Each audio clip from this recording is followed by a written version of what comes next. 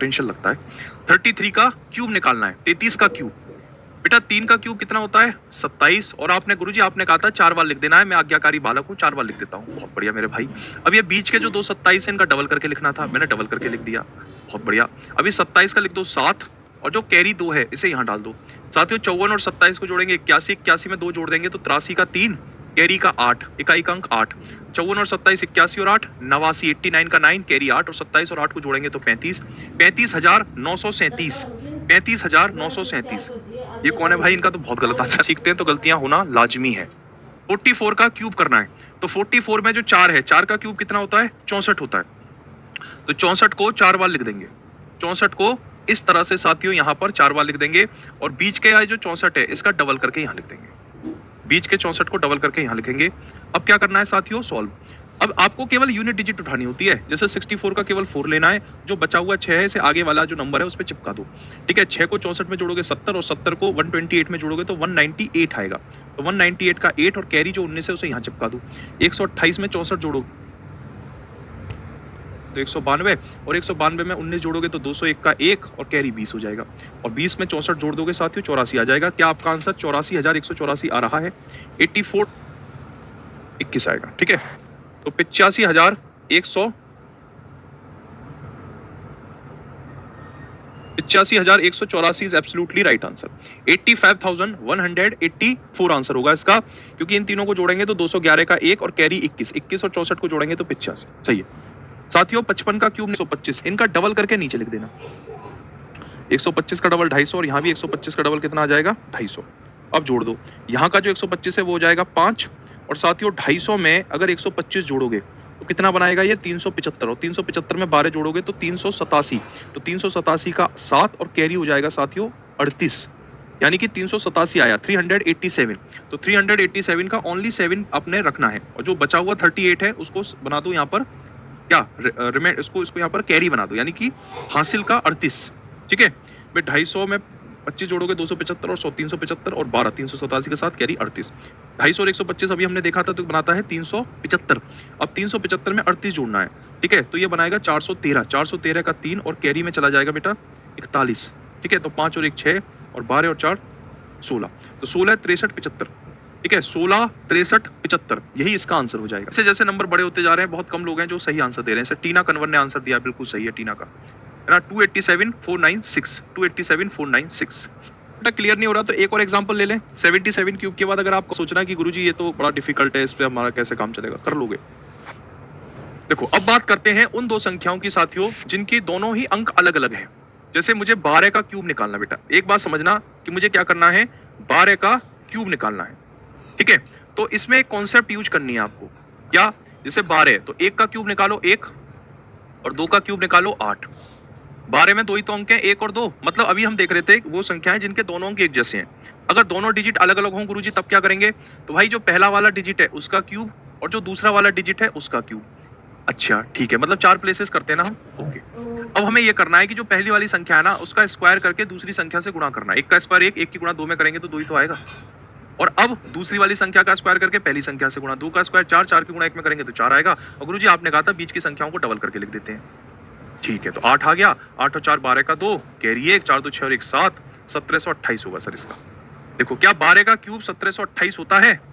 Comment करके बताओ साथियों। मैं आपसे 17 का क्यूब पूछ लूं कि बताओ दोस्तों 17 का क्यूब क्या है, तो बताइए क्या आंसर होगा।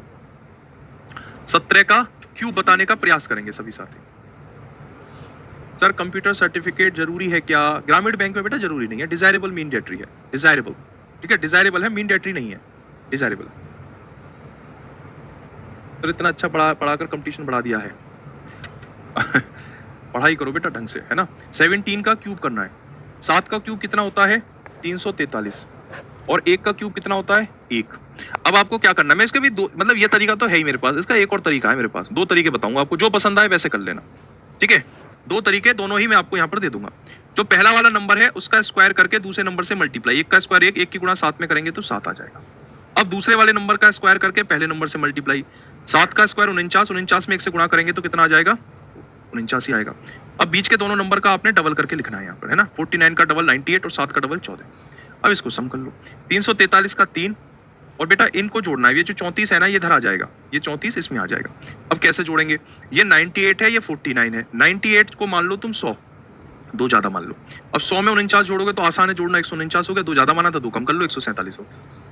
इन दोनों का सम कितना हो गया, 147। अब 147 में 34 जोड़ना है, तो 147 को 150 बनाने के लिए कितने की दरकार है, 3 की दरकार है, तो इस बेचारे से 3 ले लो, 150 बन गया, इसने 3 दे दिया, 31 रह गया, 150 में 31 यानी 181, तो 181 का 1 और कैरी यहाँ गया 18, 18 और 7 25 और 14 कितना होता है बेटा 39 का 9, कैरी 3, 3 और 1 4, तो 4913, 4913, 4913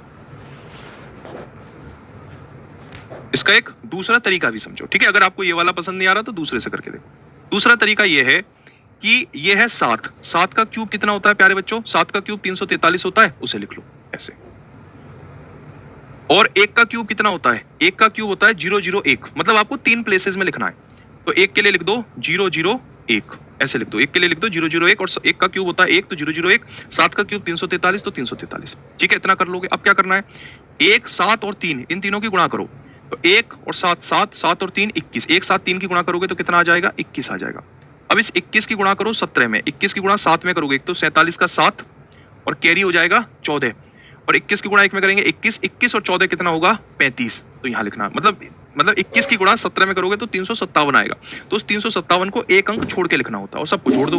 ये 3 हो गया, 7 और 4 11 का 1, कैरी 1, 3 और 1 4 और 5 9, 3 और 1 4 साथियों 4913 आ गया। तो आप देख रहे हो एक ही कैलकुलेशन को करने के यहाँ मैंने आपको 2 तरीके बता दिए, ऐसा करना चाहो ऐसे कर लो, ऐसे करना चाहे ऐसे कर लो, जो आपका मन करे वैसे कर लो, राजाओ तुम, ठीक है। अब साथियों 12 का क्यूब निकालना है, इसी तरीके से निकाल के दिखाऊं।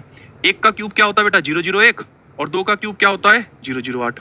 अब आपको क्या करना है, 1 2 और 3 की गुणा कर दो। गुरुजी 1 की गुणा 2 में करेंगे 2, 2 की गुणा 3 में करेंगे 6, 1 2 3 की गुणा करेंगे तो 6 आएगा, 6 की गुणा 12 में कर दो तो 72। आपने कहा था एक अंक छोड़ के लिखना है, तो 8 एक अंक छोड़ के 72 लिख दिया। अब सबको जोड़ दो, 8 2 7 1 जयराम जी की,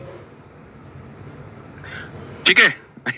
साथियों आपको मजा आ रहा है कि नहीं, अगर आपको मजा आ रहा है तो जो आपका मन करे, दोनों तरीके में से जो भी तरीका आपका मन करे उस तरीके से इसे सॉल्व करके दिखा दो, जो भी आपका मन करे, आपके ऊपर है कौन सा तरीका आपको पसंद आ रहा है, यूं लिख दो, ठीक है जी।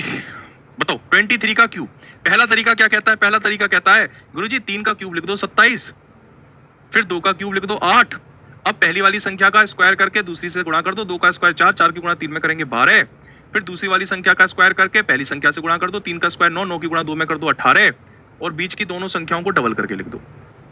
बहुत बढ़िया। 27 का लिखो केवल 7, 18 और 36 54, 54 में 2 जोड़ेंगे तो 56 का 6, कैरी 5, 12 और 24 36 और 5 41 का 1, कैरी 4, गुरुजी 4 और 8 12 होते हैं, 12167 आएगा। 100% यही होगा, नहीं तो आप चेक कर लो। चलो भैया चेक ही कर लेते हैं, इतना कह रहा है तो 12167, ठीक है 12167।